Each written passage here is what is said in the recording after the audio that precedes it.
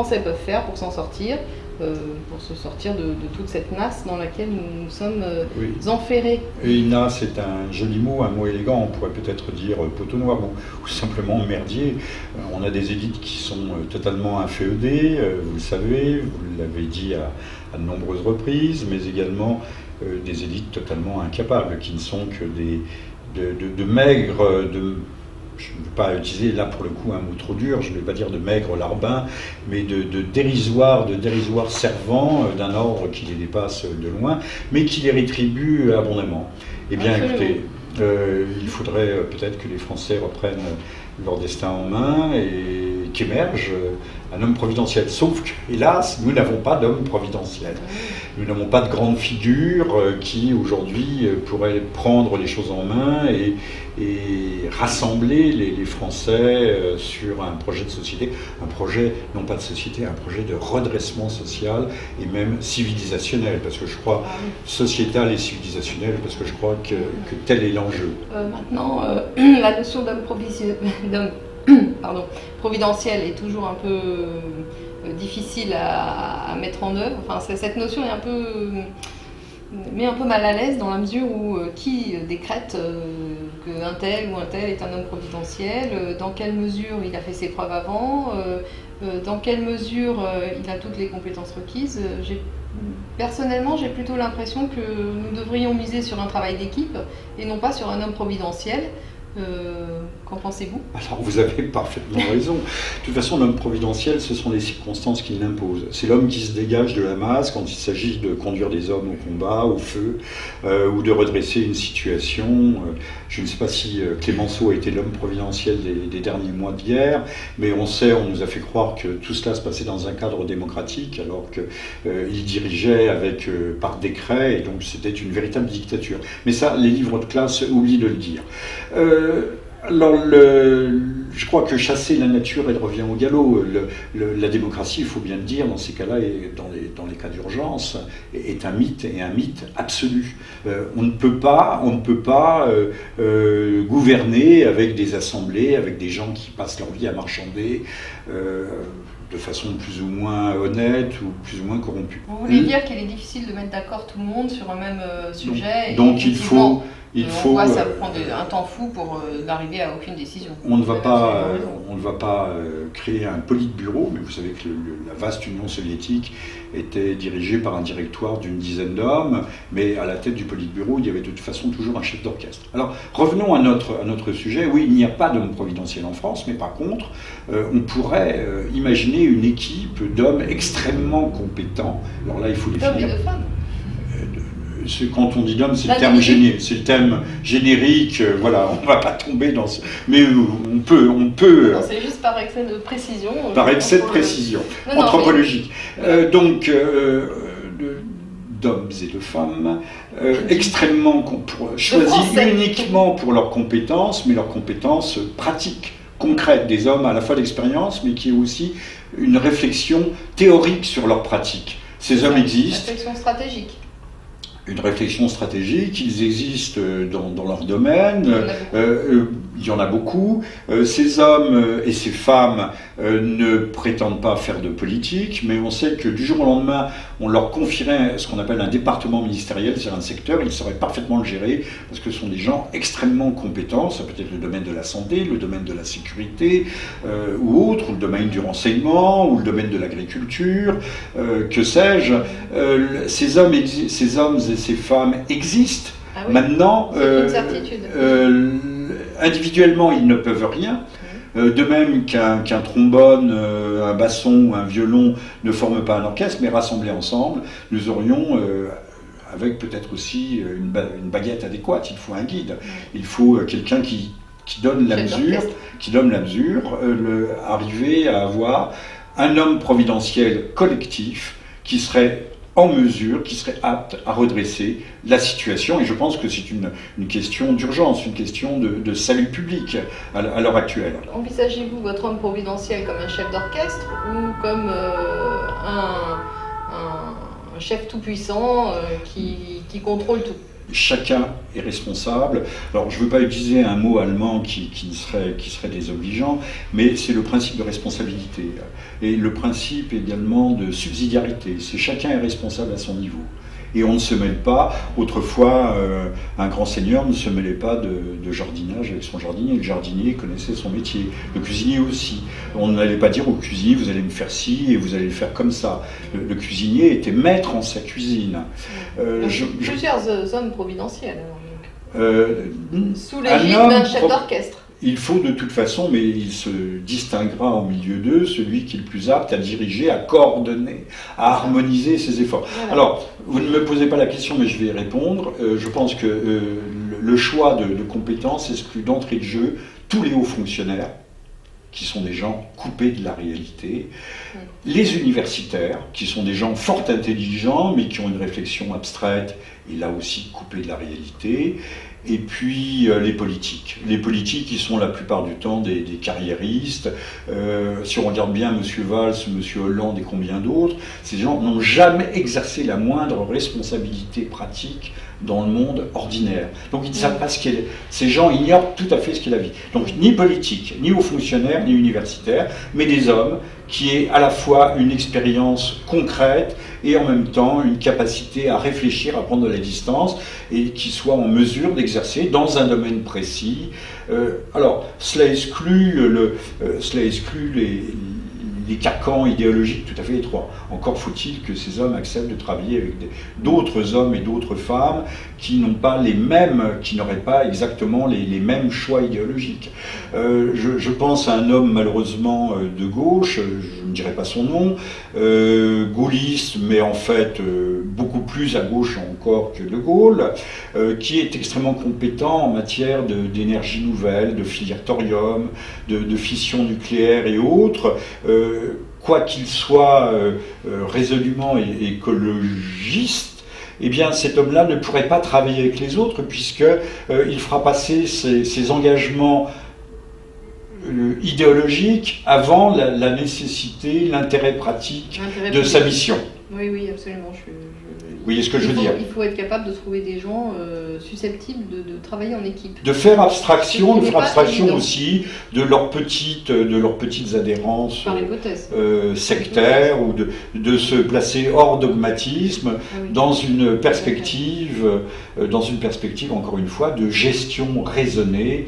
Vous voyez, là aussi, d'un comportement, un gouvernement, là en l'occurrence il s'agirait de créer dès aujourd'hui, non pas un comité de salut public, non pas un gouvernement provisoire, mais une sorte de ce que les Anglais appelaient le shadow cabinet, d'hommes et de femmes qui soient susceptibles de prendre immédiatement le relais ou d'assurer ce qu'on appelle la continuité notamment aux États-Unis, la continuité du pouvoir et du gouvernement en cas de vacances. Mais vous savez que l'initiative que vous proposez est déjà mise en œuvre par le fondateur du mouvement Démosophie qui a engagé un gouvernement de transition là, qui a fait un appel au 14 juillet et qui s'inscrit exactement dans votre démarche. Oui, mais c'est extrêmement sympathique. C'est très bien justement que tout le monde ait ce genre d'initiative. Là, on tombe dans la démocratie la plus cacophonique puisque n'importe qui peut s'inscrire pour participer de ce gouvernement. Oui, donc après, c'est tout à chacun. Alors bien sûr, il faudra faire le tri, mais qui fera le tri ? Alors moi, mon critère de tri, c'est l'expérience, mais déjà affirmée, reconnue. Je pense que les hommes qui pourraient participer, c'est une équipe restreinte, pas plus de 50 hommes et femmes, et puis autour peut-être 500 autres pour relayer justement les décisionnaires. Ces hommes ont déjà une notoriété, sont déjà reconnus par leurs ouvrages, par la qualité de leur réflexion et par leur expérience. Je connais ainsi un banquier franco-suisse qui est un monétariste. Alors je ne sais pas si c'est le bon choix, mais toujours est-il qu'il a publié un certain nombre de livres fort lisibles pour le béotien, le néophyte ou le profane que je suis, et qui montre qu'il a une réflexion théorique. Alors de toute façon, il est bien clair que le secteur des finances et de l'économie, ce n'est pas un homme, mais c'est plusieurs hommes. Donc la tâche se répartit et doit s'équilibrer les unes les autres. Ça, c'est le génie organisateur du chef d'orchestre. Oui, j'ai même envie de dire, ça dépasse le cadre français stricto sensu. Parce qu'on ne pourra rien faire d'un point de vue monétaire et économique sans trouver des alliances. Hein. Alors, j'ai l'air d'être un ennemi résolu de la démocratie, de la cacophonie démocratique, des tripatouillages, des marchandages, des magouillages. Mais non, mais la saine démocratie, c'est quand des hommes se concertent. Hein. On nous fait croire que le roi était un autocrate autrefois qui décidait. Non, le roi était en son conseil. Et le conseil, c'est pas des gens qui levaient le petit doigt en disant « Monsieur, puis-je parler, Monsieur le roi, Votre Majesté ». Non, le conseil était un devoir. C'était un devoir, mais avec un grand D. On avait le devoir de conseiller. Donc le roi tranchait à l'arrivée, mais il lui-même avait le devoir d'écouter très attentivement les conseils qui étaient le plus souvent parfaitement contradictoires. Donc l'initiative dont vous me parlez, qui est d'ailleurs peut-être un enfant puiné de cette idée que je répands déjà depuis un certain nombre de mois, et vous en êtes témoin, là aussi, il ne s'agit pas de recréer une espèce de magma démocratique, tout le monde se précipite, toutes les bonnes volontés. Non, malheureusement, c'est encore une fois le critère de technicité, mais pas de technocracité. Oui, voilà, il faut faire le critère de technicité qui doit l'emporter, le critère de la valeur de la connaissance, de l'expérience, de la valeur individuelle, donc, mais également j'introduis là-dedans aussi le critère intellectuel, mais à côté le critère moral. Bien entendu.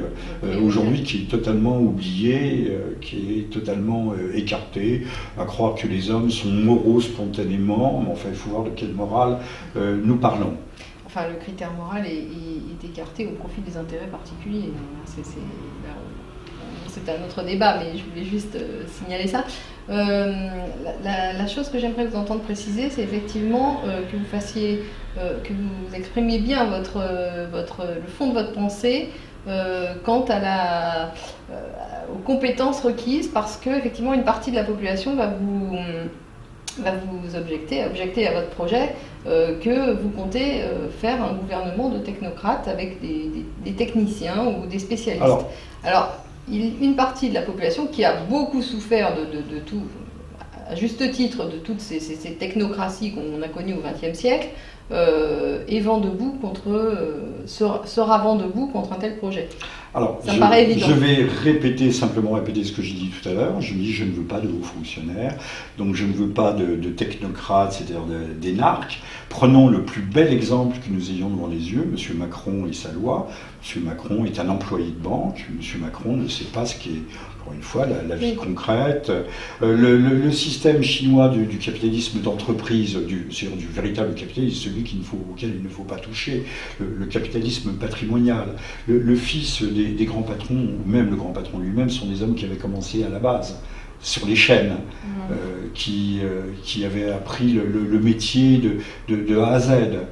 Nous voulons des hommes et des femmes qui soient imprégnés du sens du réel, de la logique du réel, et de la logique du vivant, de ce qui est aussi l'intérêt. Je ne veux des gens d'une très haute technicité, mais surtout pas de technocrates, surtout pas de Macron, surtout pas de Godluro, qui encore une fois fait toute la carrière comme politicien professionnel et qui se soit propulsé, qui se soit hissé au sein d'un parti par leur capacité à cirer les chaussures, à servir les uns, à trahir les autres. Donc, chez nos cabinets, il faut faire le constat suivant. Et là, j'appelle véritablement nos concitoyens à bander leurs énergies et à se mettre en avant. Il ne faut pas toujours laisser ceux qui nous gouvernent assumer des responsabilités qu'ils assument aussi mal. Nous sommes face à un vide du pouvoir, véritablement. On voit bien que ces gens ne représentent plus rien, même pas eux-mêmes. Que ce vide du pouvoir, à un moment donné, peut se créer. Vous savez, il se crée à travers la planète tout d'un coup des skin holes, des trous circulaires gigantesques qui émaillent. Il y a des effondrements, on ne sait pas pourquoi, si c'est lié au gaz de schiste, aux exploitations pétrolières, à la fonte du permafrost, je ne sais pas, il y a des trous qui se créent et tout d'un coup il peut y avoir le gouvernement pour s'abîmer. On a eu, si vous le notez bien, on a eu un certain nombre de vacances du pouvoir, de vide où le pouvoir était totalement désorienté. En 1968 par exemple, quand le général de Gaulle part consulter le général Massu en Allemagne, il y a un vide de pouvoir. C'est Malraux qui va lancer une grande manifestation, mais n'importe qui aurait pu prendre le pouvoir. Le Parti communiste à l'époque avait ordre de ne pas bouger. Le pouvoir était à ramasser. En 58 aussi, il y a eu une vacance du pouvoir, il y en a eu d'autres. Curieusement, toutes ces vacances ont toujours été ramassées par les mêmes.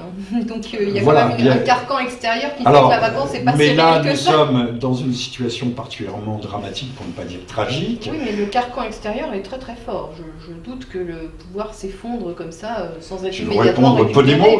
Podemos. Yes, we can. Non, je ne sais pas si nous pouvons. Si on rassemblait 50 hommes et femmes de grande valeur, qui soient déterminés, mais qui n'attendent pas qu'on leur offre tout de suite de superbes bureaux, avec des financements, des voitures de fonction, bien entendu, qui retroussent leurs manches, et qui soient d'une certaine façon incorruptibles, parce que dès lors que ce type d'individu, de personnalité rejoindrait ce type de mouvement, d'équipe directionnelle, directionnelle, gouvernante, il est bien entendu que beaucoup essaieront de les dévoyer, de leur offrir des postes ici, des ambassades là, Il me semble que vous envisagez très bien cette problématique qui est post-avènement du Shadow Cabinet, mais la première problématique, c'est celle de savoir, de connaître la réalité des gens que vous allez recruter. Est-ce que ce ne sont pas des gens justement qui ont tiré quelque chose sur à droite à gauche avant? Est-ce qu'ils n'ont pas fait quand même des concessions qui s'avèrent un petit peu trop excessives à certains égards durant leur vie?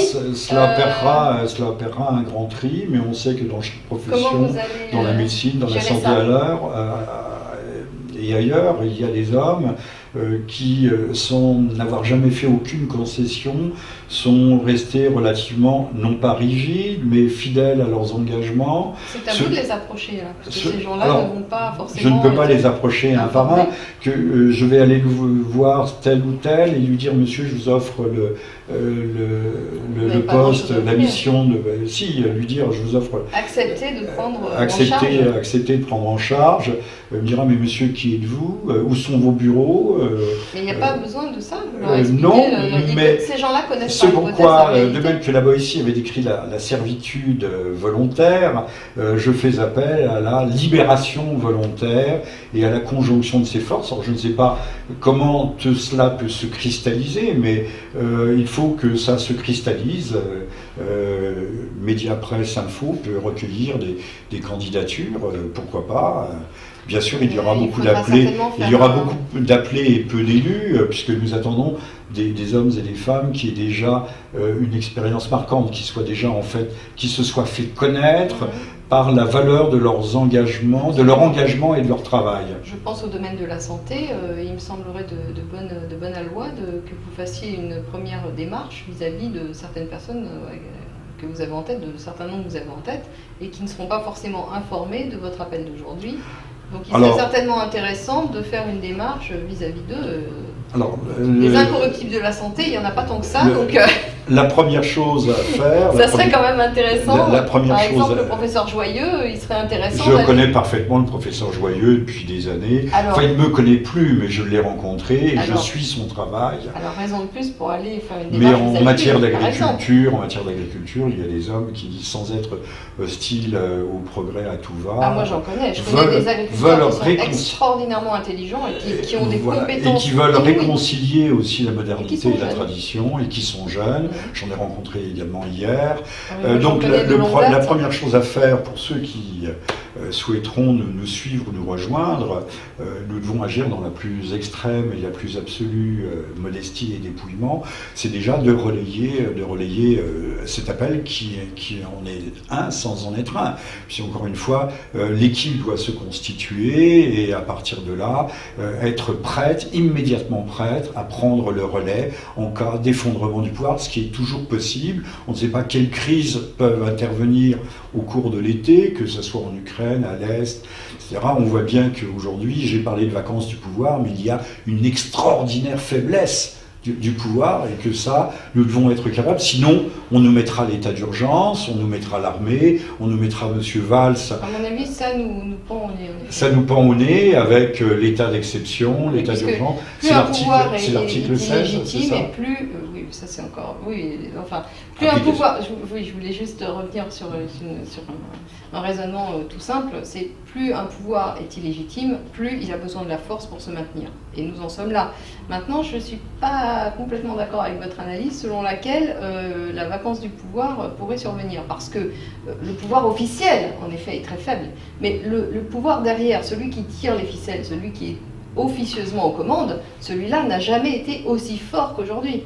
Et je pense que on a besoin de la force de chacun des citoyens de cette planète, je dis bien de France, mais aussi d'ailleurs, pour prendre conscience de ça, dans un sens qui ne soit pas celui, à la fois parfaitement raison, celui du pouvoir, mais jusqu'au moment où on comprend que le pouvoir est aussi une fiction, que le pouvoir officieux mondialiste effectivement est tout puissant, mais nous parlions un peu avant de dette scélérate, dès lors que sans se remettre en autarcie, une France se barricaderait, non pas se barricader derrière ses frontières, mais décréterait de s'autogérer, de revenir à certains principes de souveraineté. Que voulez-vous, on ne va pas nous bombarder avec des bombes atomiques non plus. Enfin, nous serons obligés de créer des alliances aussi juridiques, de façon à sortir de cette nasse. Il y en aura forcément à l'intérieur de l'Europe. Il y a déjà pas forcément à l'intérieur de l'Europe, parce que c'est pas l'Europe qui sera les réseaux d'alliances s'esquissent entre mouvements plus ou moins souverainistes, plus ou moins accentués. Tout est tellement frelaté dans les mouvements politiques européens. Ne soyez pas, alors, le mot de la fin sera, chère Valérie, ne soyons pas excessivement pessimistes. La fonction crée l'organe. Nous avons des exemples d'ailleurs de sursaut, alors que la France en 1914 était travaillée par le défaitisme, l'antimilitarisme, toutes sortes de forces dissolvantes et centrifuges.